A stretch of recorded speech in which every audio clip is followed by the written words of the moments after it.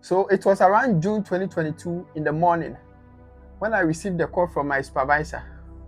Because at that time I was about to sleep because I work at night. So around 10:30 a.m. Then my supervisor called me, Emmanuel, and he asked me this question, Emmanuel, do you have any issue with the police? I said no. Have you ever violated any traffic rule over here? I also said no. And then he said, Rashidia police station just called me that you should come there. I said, okay. Initially, I thought maybe I have some visa issue because my company was preparing my Emirates ID. So I thought maybe it is a visa issue. So I went there and I talked to one police guy. I told him that my supervisor said I should come here. So the police guy asked me, are you here to report someone? I said no. What is your case number? I said, I don't know anything about case number. My supervisor told me that I should come here, so I am here. The police guy told me that I should go back. If I'm not here to report anyone and I don't know anything about case number, then I am not supposed to be there. So when I was about to go, I returned back and I gave them my visa copy. Yes, if you are in Dubai, you know visa copy. I gave them my visa copy and I told the policeman he should check on their system. Maybe there is an issue. So after 2 minutes, he was still on the machine. 5 minutes, he was still there, very focused. Then he called another 2 policemen to join him. They stood there for almost 15 minutes and they started staring at me. I was nervous because I didn't know what was happening. After some time, one of the policemen told me that I should follow him he told me I should follow him. So I followed him to a different room and there was some policemen over there too. Then he said I should bring everything on me, including my belt. So I gave them my phone, my earpod, everything. I was having something on me. They took everything and they took my belt. And they placed me in a different room, in a different corner. It's like a corner like this. They placed me over there and I started asking them questions, but none of them mind me. I remember one police guy told me that for him, he don't know anything. He has just been ordered that he should collect all the thing that is on me. That's the only thing that he knows. So I sat there for I think 3 to 4 hours.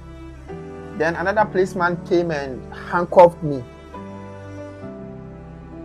He handcuffed me and took me to a different room. That room, there was this man over there. I didn't know that if he was a CID, police inspector, I don't know. So this man started asking me questions. Where is the 11,000 dirham that you took from the Egyptian man? I told him I don't know any 11,000 dirham because at that time I was on the street struggling. Yes, that I will tell you that. I'll tell that story later.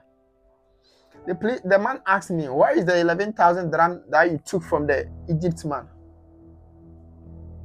I told him I don't know anything about 11,000 because then he said an Egyptian man came here and complained that you told him you rent him an apartment. And after taking the money, you didn't give him the apartment. So where is the 11,000 dirham? I was very shocked.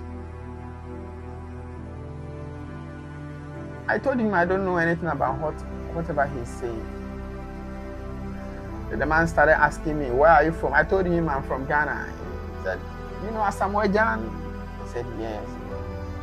So it's like he started he turned the conversation from the 11,000 dram to Asamoah. Then I took it normal. So after the conversation, he told me that now it is late, so they will keep me there. Early in the morning, the man will come, then we will finalize everything, then I go back. I said, okay. I didn't know that they were going to keep me inside the cell. I didn't know anything. So they took me inside the cell. Then when I was there, I had it in mind that I will be released the next day, because that's what the man told me at the office. So the next day came, I didn't hear anything. 3 days came, I didn't hear anything. 1 week passed, I didn't hear anything. 3 weeks passed, I didn't hear anything. So I started losing hope. At some point, they brought another 3 Ghanaians, and we became 5 Ghanaians over there. So although I was very sad over there, but because of the Ghana guys over there, we talked and I released some stress. So I spent 1 month over there, and after 1 month, all the 4 Ghanaians were taken out. Yeah, they were taken out. So it left with only me and my God. At that time, I became very sad. I became very, very, very sad, because I didn't have anyone to talk to, and life was very, very bad for me at that time. So I was there. Sometimes I'll cry, sometimes I'll motivate myself, sometimes life goes on. But my prayers at that time was for them to deport me to go back to my country. Yes. I wanted them to just deport me and go back to my country, because I was very tired. At that time, I had been on the streets for almost 6 to 7 months searching for a job.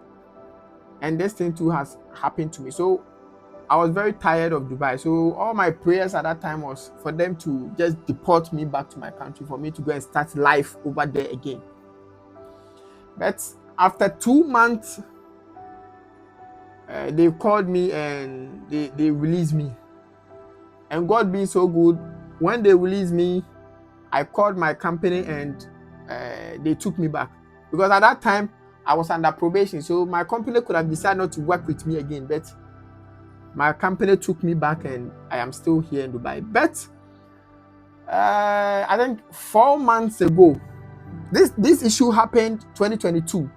But 4 months ago, 3 to 4 months ago, I went back to Ghana, and I decided to go back to Ghana. But at the airport, the immigration didn't allow me to go. They told me I still have a case, so I should go and clear myself. I came back to the police, from police to immigration, from immigration to court, ups and downs. It took me almost 3 weeks before I was able to clear myself from the case that happened 2022. So after that, I was able to go back home, and I came back again. Now I am here. I'm still in Dubai. But up to now, I don't know exactly what causes that problem. But in my thinking, I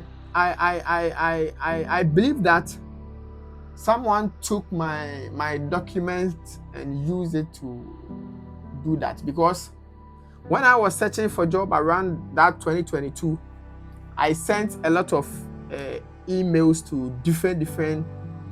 I sent a lot of my document to different emails that I don't even know either they exist or not.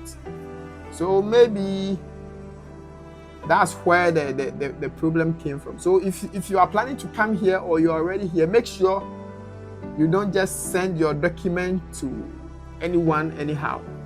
Before you send your document to any company, any friend, make sure you know them very well, because someone can use your information to do something that can bring you another problem.